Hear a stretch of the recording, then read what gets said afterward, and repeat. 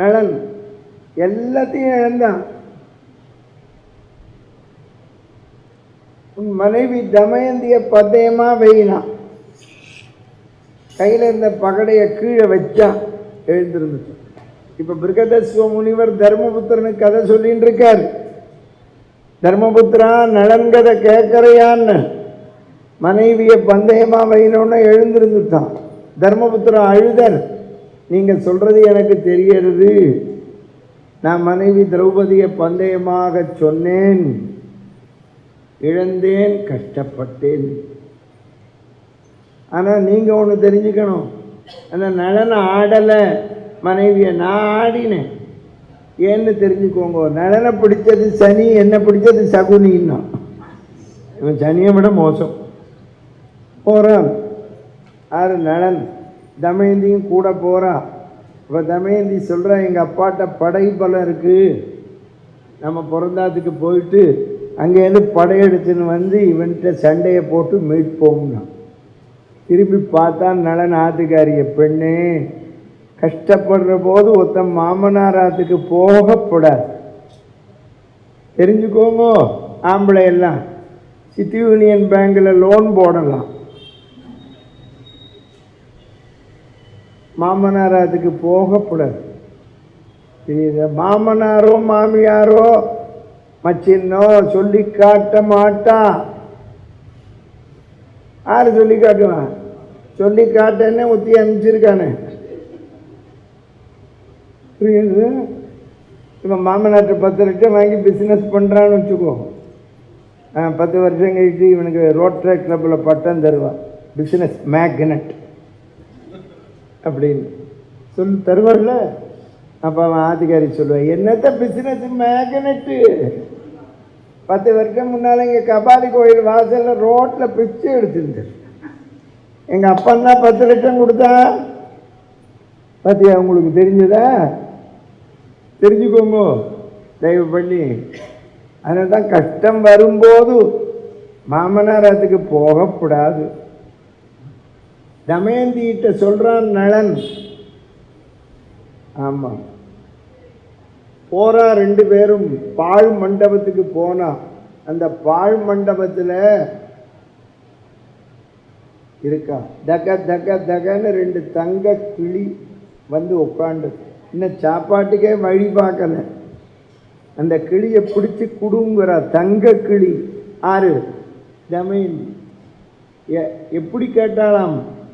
பொன்மான பிடிச்சி குடுன்னு சீதை கேட்டா மாதிரி. பொன்கிள்ளை பற்றித்தா என்றால் புதுக மழலை சொல்கிள்ளை வாயால் தொழுது. அங்க ராமனுக்கு தம்பி லட்சுமணன் இருந்தான் சொல்றதுக்கு, யோஜனை சொல்றதுக்கு. இங்க இவனுக்கு ஒத்துரும் இல்லையே.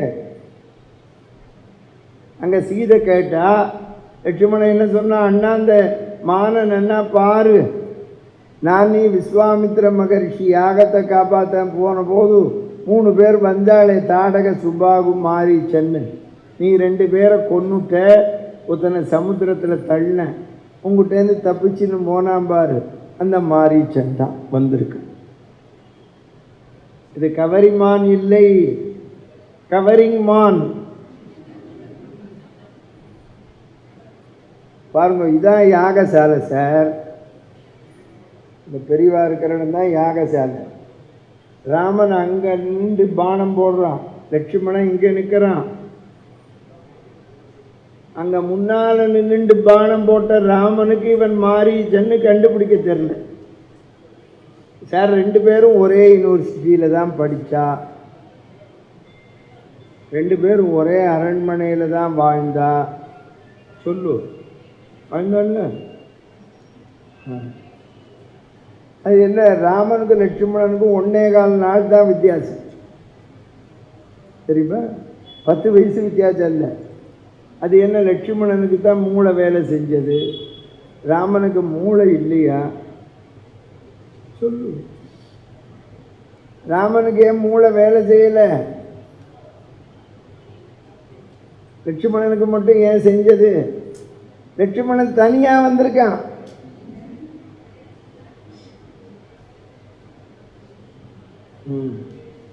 இன்னும் ரொம்ப பேருக்கு அர்த்தம் புரியலை போல இருக்கு. ராமன் தான் ஆத்துக்காரியோட வந்திருக்கார். ஆத்துக்காரி பக்கத்தில் இருந்தால் இது வேலை செய்யாது. அதுதான் டிபார்ட்மெண்ட்லேயே ஒரே டிபார்ட்மெண்ட்டில் போட மாட்டோம். பேங்கில் வேலைன்னு வச்சுக்கோ, 2 பேரும் ஒரே பேங்கில் இருக்கான்னு வச்சுக்கோ, இவனை மயிலாப்பூரில் போடுவோம், அவளை தாம்பரத்தில் போட்டுருவோம். ஆமாம், இல்லைன்னா 2 பிராரத்தமும் உட்காந்து வேலை செய்யாது, பேசிக்கிட்டே இருக்கும்.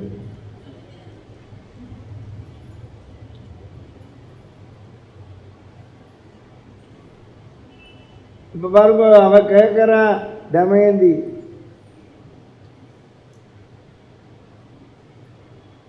இடுப்பில் இருந்த ஒரே ஒரு வஸ்திரம், அந்த வேஷ்டியை எடுத்து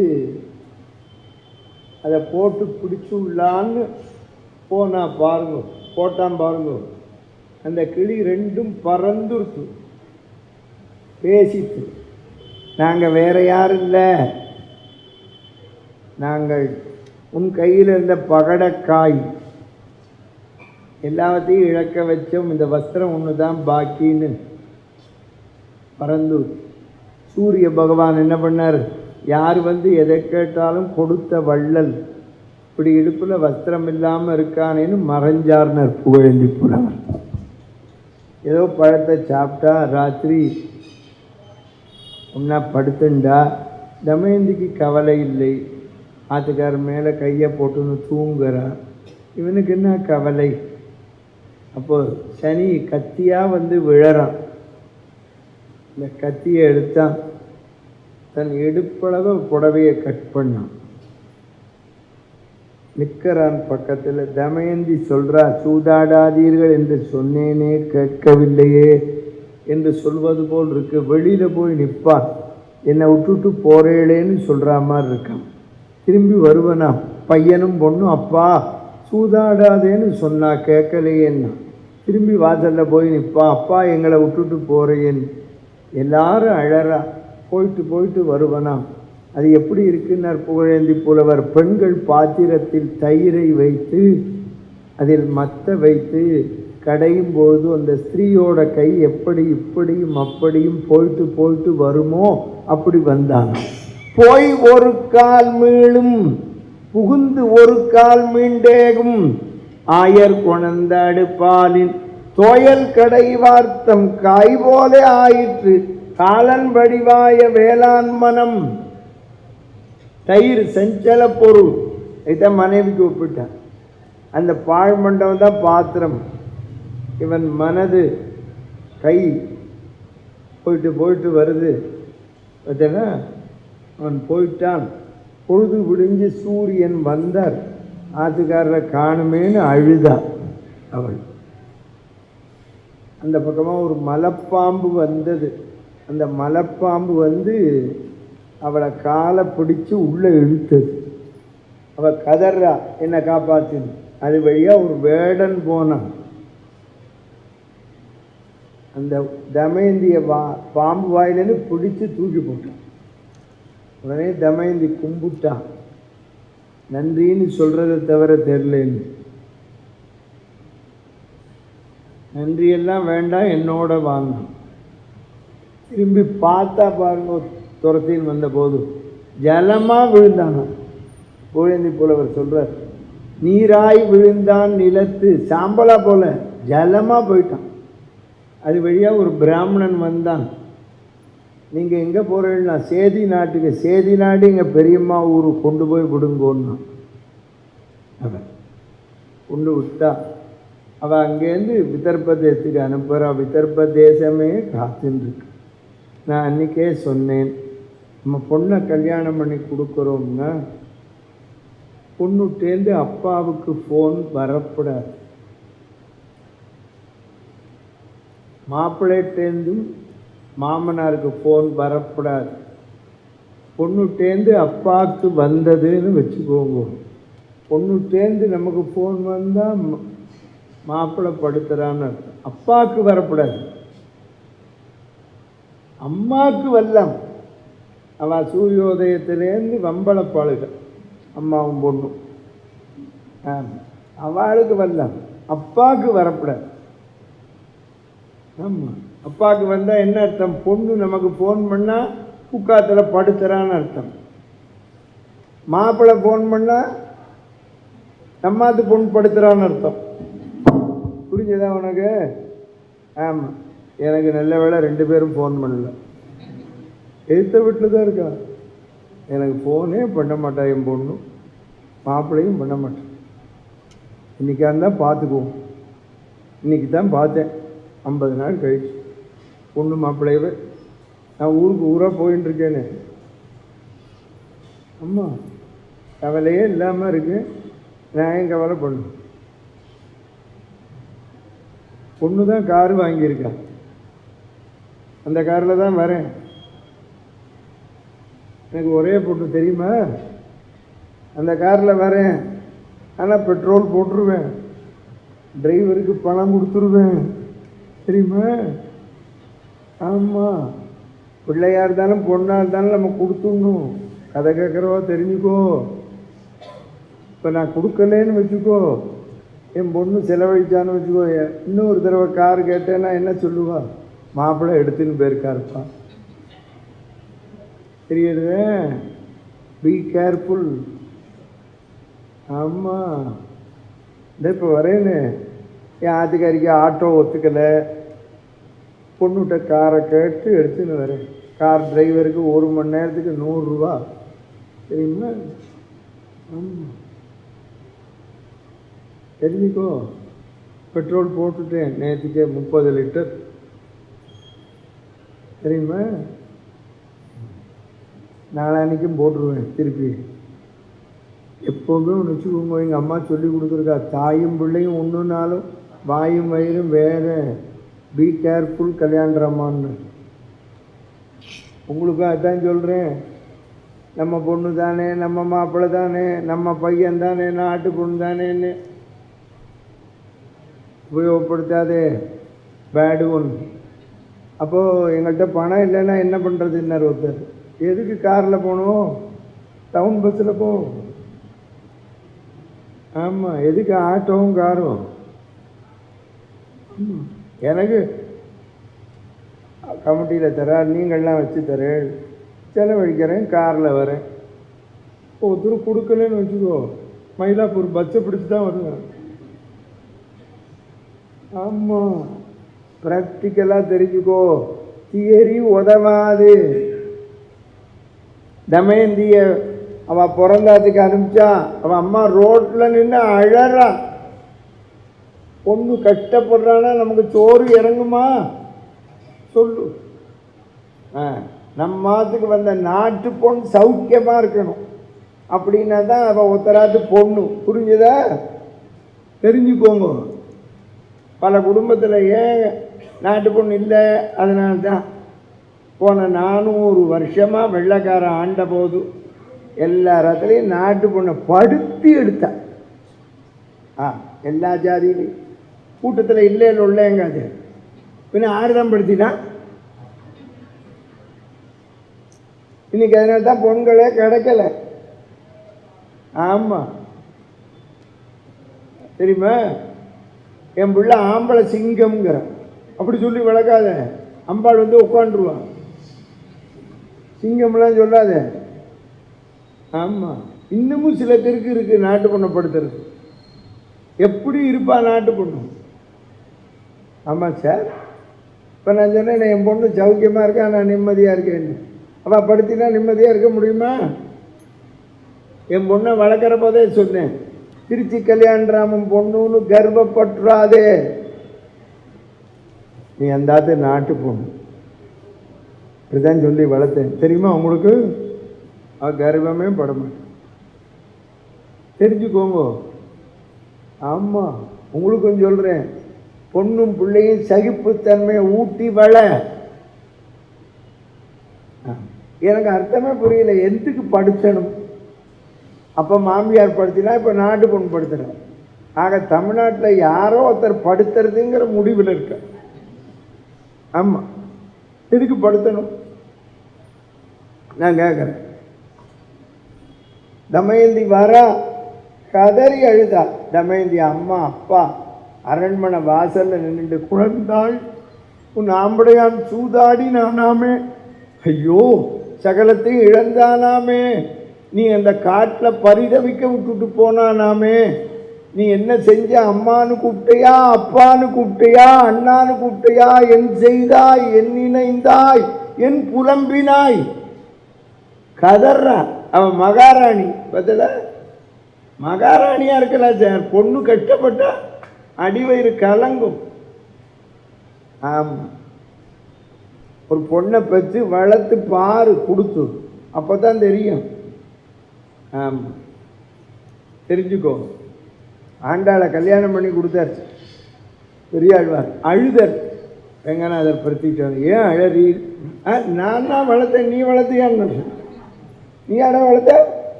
சௌரியமாக கையை பிடிச்சின்னு போயிட்டு, ஒரு மகள் தன்னை உடையன் திருமகள் போலும் வளர்த்தேன், செங்கன்மாலே கொண்டு போனான் தான் சொல்லு.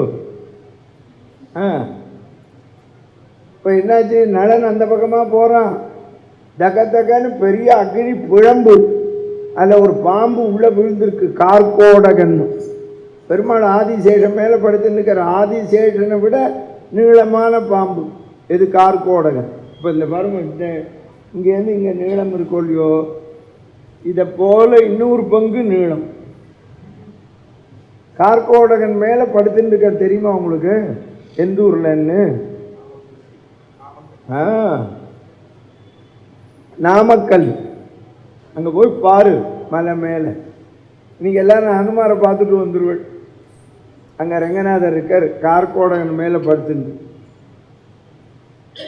பட்டர் 3 பிரிவாக காட்டுவார். அந்த கார்கோடகன் பாம்பு நெருப்பில் விழுந்து கூப்பிடுறான் நலனை, நல சக்கரவர்த்தியே, என்னை இந்த நெருப்புலேருந்து எடுத்து போடு வெளியிலன்னு, 10ன்னு சொல்லி விடுனர். 1 2 3 4 தசைன்னு சொல்லி விட்டார். தசைன்னா சமஸ்கிருதத்துலேயும் சரி, தமிழில் 10னாலும் சரி, எண்ணிக்கை. இன்னொரு அர்த்தம் பிடின்னு அர்த்தம். இவன் தசைன்னு விட்டவுடனே அந்த பாம்பு இவனை கொட்டிச்சு. கொட்டின உடனே குட்டையாக கருப்பாக போயிட்டான். உடனே அவர் பிரதீட்சை ஆனார், ஒரு வஸ்திரம் கொடுத்தார். இன்னிலேருந்து உன் பேர் வாகுகன், நீ நாளைக்கு உன் பொண்டாட்டியை பார்க்குற போது இந்த வஸ்திரத்தை கட்டிக்கோ, பழைய உருவம் வரும்னர். அவன் ருத்துபர்ண ராஜாட்ட போனான். நலனுக்கு தேரோட்ட தெரியும், சமைக்க தெரியும். அதுதான் ஆம்பளையெல்லாம் தெரிஞ்சுக்கணும், எல்லாம் தெரிஞ்சுக்கணும், அதில் சமைக்க தெரிஞ்சுக்கணும். ஆமாம், இன்னைக்கு பொண்ணெல்லாம் சமைக்க மாட்டேங்கிற. சமைக்க தெரியணும், பாத்திரம் தேய்க்க தெரியணும், ஆமாம், குழந்தைய கொஞ்சம் தெரியணும், கூலியில் போட்டு. இதெல்லாம் அவள் பண்ண மாட்டான். நைட்டியை போட்டுன்னு ஃபோன் பார்த்துன்னு உட்காந்துருப்பான்.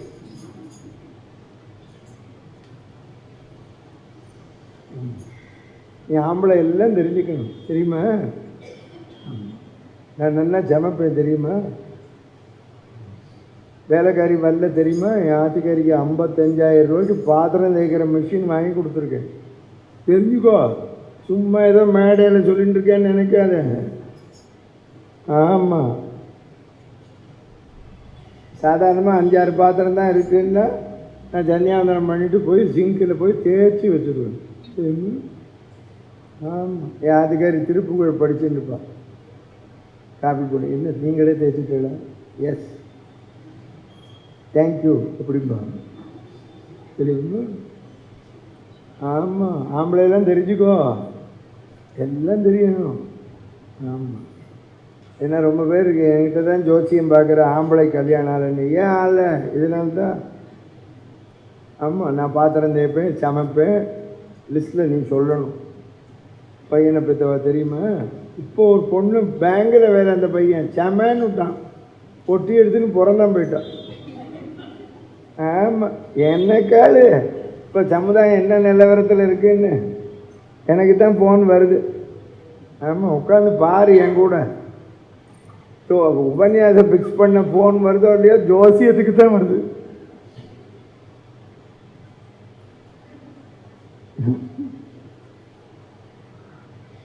நலன் வந்துட்டான் ருத்துபர்ண ராஜாட்ட, எனக்கு தேரோட்ட தெரியும், சமைக்க தெரியும்னா. ஒரு அப்பாயிண்டட்னா தமயந்தி கண்டுபிடிச்சா ஓலை எழுதினான், எல்லா ராஜாத்தையும் காமிச்சிட்டு வாங்க. காதலி கானகத்தை காரிருள் கைவிட்ட பாதகன் என்ன நினைக்கிறேன்? அவன் எழுதினான், நலன் உன் தொடி தன்னை உறக்கத்தை நீத்தது பண்டை விதியின் பயன். அவன் குட்டையாக கருப்பாக இருக்கான், பார்த்துன்னு போனான். இந்த காலமாக தான் ஃபோட்டோ எடுத்திருப்பான், அவன் மனசில் வச்சுருந்தான். தமயந்திட்டு போன அயோத்தியில் தான் பார்த்தேன், ஒருத்தன் தான் பதில் சொன்னான், ஆனால் குட்டையாக கருப்பாக இருக்கான். ஆஹா, இது என்ன தினமலரில் போட்டாளா விஷயத்தை அப்படின்னு சொல்லி அவள் கெட்டிக்காரி அப்பாவை கூப்பிட்டான். எனக்கு 2வது சுயம்வரம்னு அயோத்தி ராஜாவுக்கு மட்டும் ஓலை அனுப்புன்னு.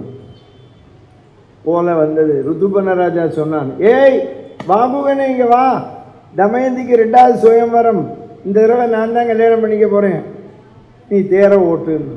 வாங்கி பார்த்தா உடம்பெல்லாம் வேர்த்து ஊற்றிருக்கு. நீ சொன்னான்னு சொல்லட்டால் நான் தான் தேர் ஓட்ட போகிறேன்னு. சூப்பராக தேர் ஓட்டினான் தெரியுமா, பறக்கிறது குதிரை. ஆமாம், மேலே போட்டிருந்த அங்கவத்திரம் விழுந்துருத்தான். ஆறு ருத்துபன ராஜா மேலாடை விழுந்ததென்றான். அதுக்கு ஒன்றே சொன்னான், 240 மைல் தாண்டியாச்சுன்றான். 4 காதம் கடந்தோம். என்னோட அங்கவத்திரம் போயிடுத்து, என்ன கவலைப்படாதே, போகிற வழியில் அயக்கிரிவா ஜவுளி கடையில் வாங்கிட்டு ஐயங்கார் கடை தெரியுமா, சூப்பராக வச்சுருக்கு. டீனரில் போய் பாரு, எனக்கு தான் கன்செஷன் தருவார், உனக்கெல்லாம் தரமாட்டேன். 1 லட்சம் ரூபாய்க்கு ஏழை பொண்களுக்கு பட்டு புடவை வேஷ்டி எடுத்தேன், 3 பேருக்கு 50,000 ரூபா எடுத்து வச்சேன், சேவிச்சேன். அவர் ஒரு வேஷ்டி புடவை எனக்கும் அதிகாரிக்கும் வச்சு கொடுத்து ஆட்டோவில் அனுப்பிச்சார் தெரியுமா. எல்லாம் ராமாயணம் சொல்கிறதுனால. நிறுத்தி தேரேன்னு, அந்த தாந்தோன்றி மரத்தில் எவ்வளவு இலை காய் இருக்கு சொல்லுவேன், கணக்கு பண்ணுறேன், உனக்கு எப்படி கணக்கு பண்ணுறதுன்னு சொல்லித்தரேன், நீ சூதாட்டத்தில் ஜெயிக்கலாம்னா. நலன எனக்கு தேரோட்டுறதுக்கு கற்றுக் கொடுன்னு. இவன் மந்திரத்தை உபதேசம் பண்ணாமல் பாருங்க, இவனை பிடிச்சிருந்த சனி குதிச்சர் கும்பிட்டார், நான் அப்புறம் வரேன்னு. ஆமாம், இவன் சூதாடுற மந்திரத்தை சொல்லி கொடுத்தா, அவன் தேரோட்டுறதை சொல்லி கொடுத்தான். இந்த மாதிரி நான் ஒரு ஊரில் உபன்யாசம் பண்ணிட்டு தங்குற இடத்துக்கு போனேன், 50 பையன் வந்துட்டான். மாமா நேற்றுக்கு சூதாட்டத்தில் ஜெயிக்கிற மந்திரம்னு, அது என்ன மந்திரம்னே சொல்லலைன்னா. நல்ல வேலை மந்திரம்னு தான் இருக்குது, என்ன மந்திரம்னு இல்லை. என்ன மந்திரம் தெரிஞ்சால் நாங்கள் விளையாட மாட்டோமா, கேட்லேயே பிடிச்சிட மாட்டோம்.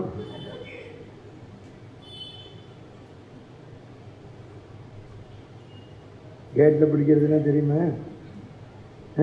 தெரியாது. ரெம்மி அண்ட் ஷூட் தெரியுமா? ஒரு சீட் எடுத்தால் ரெம்மி சேர்ந்துருக்குன்னு வச்சுருவோம், 7 பேர் துட்டை கட்டணும். எங்களுக்கு மந்திரம் தெரிஞ்சால் நாங்கள் எடுத்து மந்திரத்தை சொல்லி எடுத்துட மாட்டோம். நலன் தேரை ஓட்டின்னு போனால் பாருங்க, தமயந்தி அந்த புறத்தில் இருக்கா, வேலைக்காரியை கூப்பிட்டு சொன்னால் ஹஸ்பண்ட் அறைவிடு சேஃப்டின்னு. எப்படி கண்டுபிடிச்சா?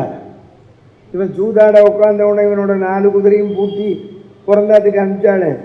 இப்போ இந்த 4 குதிரையும் இவன் தேரோட்டின்னு வர அழகை கேட்ட உடனே கணக்க ஆரம்பிச்சுடுச்சு தெரியுமா. இப்போ நம்ம நாய் வளர்க்குறோன்னு வச்சுக்கோ, தெரு மூலையில் வரோன்னு வச்சுக்கோ, ஸ்கூட்டர்லையோ நடந்தோ அப்படிங்கும். ஆமாம், நம்ம அது மாமி பெல் அடித்து 10 நிமிஷம் கழிச்சு தான் வருவோம், ரொம்ப நேரமாக கூப்பிட்றீங்களான்னு. அதுக்கு தான் எல்லோரும் நாயாக கொஞ்சம் புரிஞ்சுதா.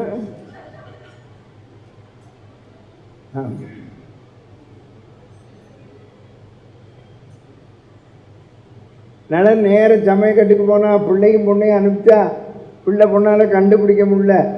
நீங்கள் ஆறுன்னா விதர்பத்து நெடுத தேசத்து இளவரசன்னா, ஓ சூதாண்டவன் பையனான்னா, மன்னர் பெருமை மடையன் அறிவரான். திரும்பி போனால் நலன் அழுதான். அப்போ தான் தமயந்தி புரிஞ்சுனுட்டா, வேலைக்காரியை கூப்பிட்டா, விறக கொடுத்தா. அவன் விறக வச்சா நெருப்பு பிடிச்சிருக்கு. வேலைக்காரி போனால், என்னம்மா அது, நம்ம உசு புசுன்னு ஊத வேண்டியிருக்கு அப்படின்னு அவ. அப்போது இப்போ இந்த காலத்தில் லைட்டர்னு கொண்டு வந்துருக்கேன். நான் லண்டன்லேருந்தே வாங்கிட்டு வந்தேன் தெரியுமா. நம்ம அது மாமி இப்படிங்கிற ஒரு பொம்பளைக்காவது இந்த நெருப்புட்டி எடுத்து பற்ற வைப்போன்னு தோணும். எல்லோரும் சமத்து. ஆமாம், அதுக்கார் இப்படி இப்படின்னு நான் சொன்னேன். அது என்னடி கல்யாண ரமணா சொன்ன உடனே கேட்கறதுக்கு. அப்புறம் பாத்திரத்தை வச்சான், ஜலம் வந்துருத்து, கண்டுபிடிச்சிட்டா இவன் தான். ஏன்னா ஆம்படையன் சமையல் தெரியுமே, கொஞ்சம் கொஞ்சம் கொண்டாடினான். ஆமாம், ஆம்படையன் சொல்லி தானே சமைக்கிறான். மாதத்தில் 3 நாளைக்கு காயை நறுக்குங்கோ, அப்புறம் என்னடி பண்ணணும், இந்த புளியை கரைச்சி போடுங்கோ, அப்புறம் குக்கர் வைங்கோ, அப்புறம் என்ன பண்ணணும், என்னதான் அப்புறம் அந்த பாலை சுட வச்சு காப்பி எனக்கு விட்டு தொலைங்க சொல்கிறேன்னு. ஏன் அப்படி தானே சொல்கிறேன்?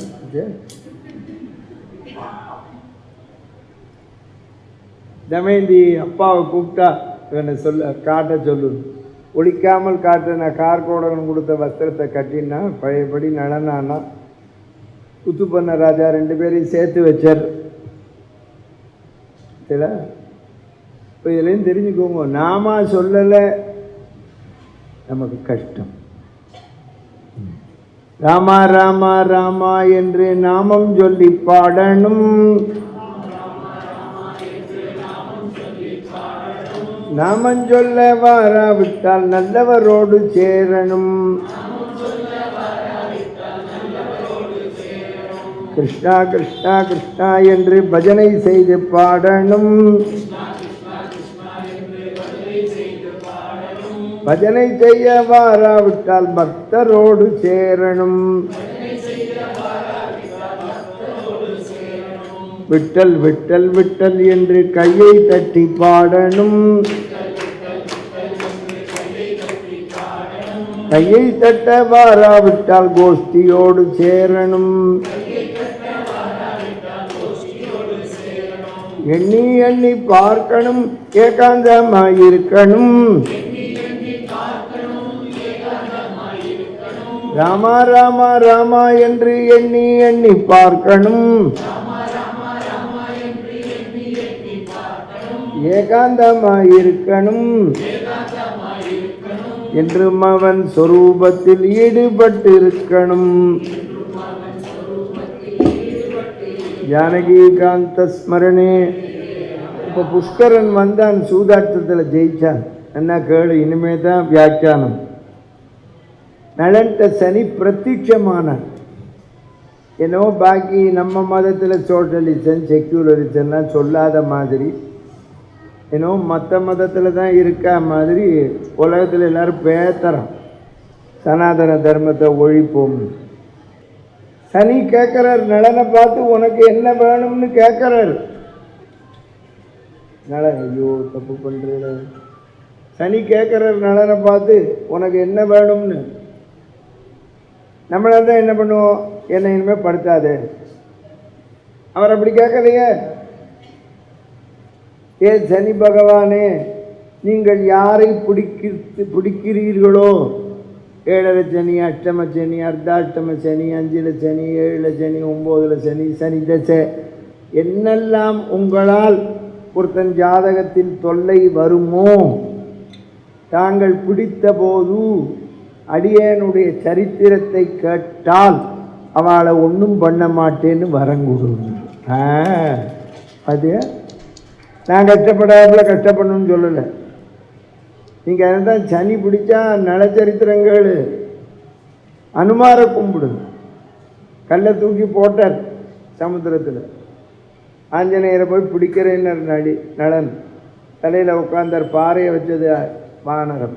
கீழே குதிச்சார், என்னை விட்டுடுன்னு. இனிமேல் நான் யாரையா பிடிச்சிருக்கிற போது உன் திருவடியை பிடிச்சா ஒன்றும் பண்ண மாட்டேன். அதுதான் உங்கள் எல்லாருக்கும் சொல்கிறேன்.